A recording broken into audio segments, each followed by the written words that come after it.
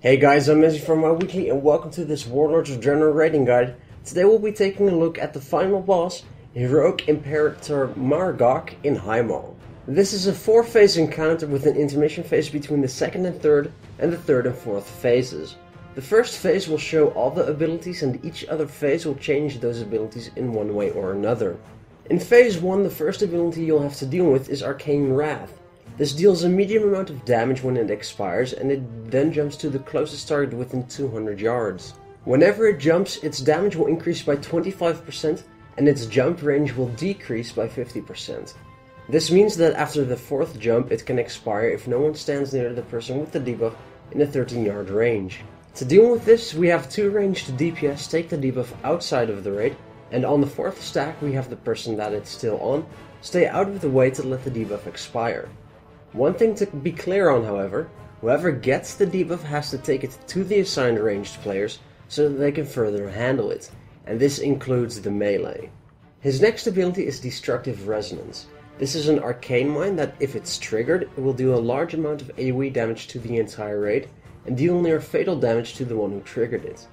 Not only that, but it will give them a debuff increasing their arcane damage taken by 45%, and stunning them whenever they get hit by arcane energy. This means that you do not want to trigger it at any cost. Margok can also summon arcane aberrations, which will need to be killed, as they will pulse arcane damage every second to the entire raid. So always switch to these when they spawn, as their AoE could mean the difference between a wipe and a kill. The tanks will have 2 debuffs to watch out for. The first being Mark of Chaos. When they get the mark, after 8 seconds they will explode, dealing 270k damage to anyone within 35 yards. This means that the tank will have to run away as quickly as possible, and if they have speed buffs, use them to not hit anyone else within the raid with the explosion. The second buff, rather, is Accelerated Assault. Each time Margok hits the same target, his attack speed will increase by 8%. You'll deal with this automatically through dealing with the Mark of Chaos. And then his final phase 1 ability is called Force Nova. This will deal damage to anyone standing in it. Keep in mind that only the outer ring of the spell does damage, so be sure to run through it as quickly as possible. There's a lot of abilities and changes per phase, so I'll try to recap it per phase. For phase 1, deal with the Arcane Wrath by letting it bounce 3 to 4 times by the designated range, and then make sure that no one is near that debuffed player.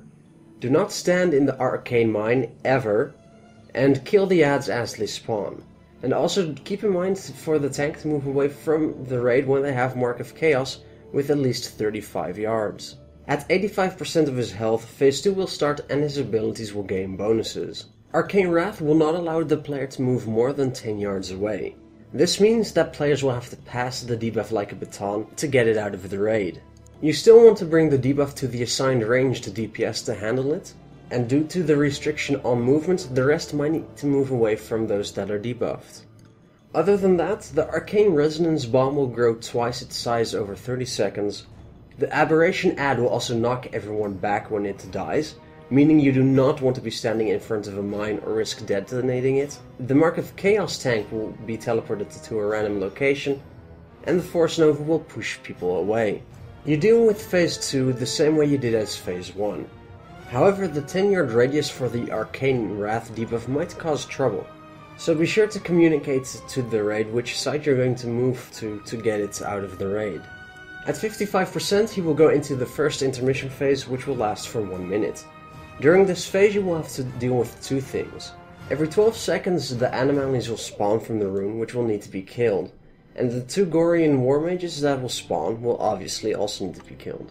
You will want to keep the adds away from each other, as the mages have an aura that will buff them if they get within 25 yards of each other.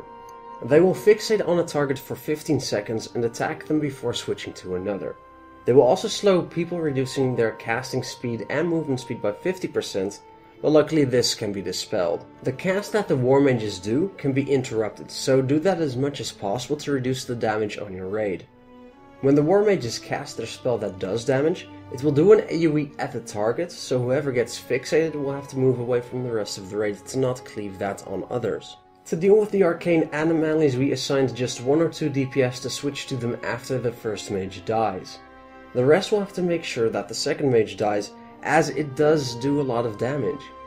Also, do not kill all of the arcane anomalies at the same time, as when they do die, they will do an AoE on the entire raid. After 1 minute, Margok will become active again, and instead of pushback effects, the basic abilities will have different additions. The Arcane Wrath debuff will only decrease in distance by 25% per jump instead of 50. This means that you'll want to try and get this debuff further away from the group to still reduce the amount of jumps it needs. In practice, we found that we'd have to let it disappear at the 7th stack of the debuff. Otherwise, we'd risk it jumping to someone in the raid, even though we felt like it was far away enough. The Resonance Bomb will stay on the ground for 2 minutes. The Aberration adds are immune to effects like stuns and have 75% more health.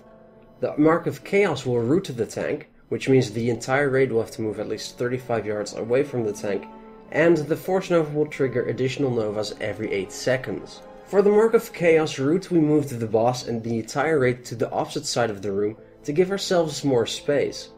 Other than that, the crux of this phase is to not let the ad stay up for too long due to its AoE pulse.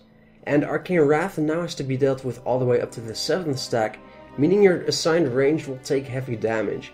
We used 2 hunters so that it could deterrence the 7th stack. Then finally at 25% you'll get another 1 minute intermission phase, and in addition to the ads from the previous phase, you will also get a Gorian Reaver to deal with.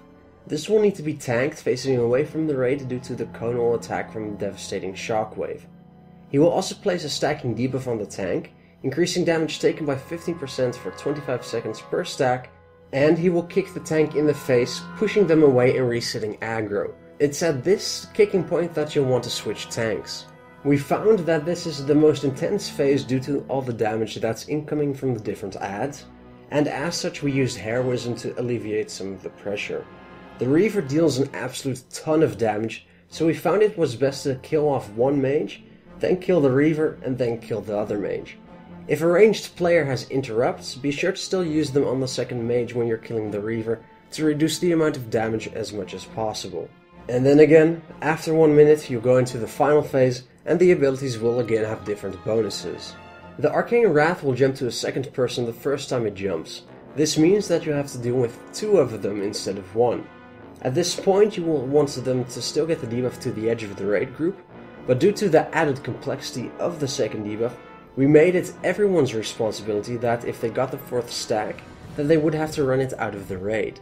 The Resonance Bombs will trigger 2 more to spawn when they detonate or expire, which means you'll have less and less space to move. The Aberration ad will split into 7 fragments that need to be killed when it dies. These deal a lot of damage, so any stuns that you have are quite useful. And then the Force Nova gives players a debuff dealing damage to anyone within 4 yards, meaning you'll have to spread when the ring is cast. And then finally the Mark of Chaos will cause 8 Chaos Orbs to spawn when it detonates, which will fly out into the room. These will need to be dodged as they deal a lot of damage if you get hit by it, and it's usually fatal. To recap for Phase 4, deal with Arcane Wraths as you would regularly, but have whoever gets the initial debuff move out to your assigned ranged to have the debuff bounce among those on the edge of the raid. Then, when they reach 4 stacks, make sure that the 2 with the debuff are far away enough from everyone else to have them fizzle out. Kill all of the ads that spawn, spread out when the Force Nova is cast, and finally, do not get hit by the Chaos Orbs after the tank loses his Mark of Chaos. This is a fight where many things happen, so you need to take it one phase at a time, and you will get there, so good luck, because, well, this definitely isn't an easy fight, and the first mythic fight is easier than this heroic fight. If you liked this guide, please comment, subscribe, and click on the like button. Be sure to check out our other content at wowweekly.net, and if you would like to keep up with when new videos come out, but you don't have a YouTube account, you can also follow us on Facebook or Twitter at facebook.com/wowweekly or twitter.com/bbmezzy. For now, I'm Mezzy, and I hope to see you in our mythic guides.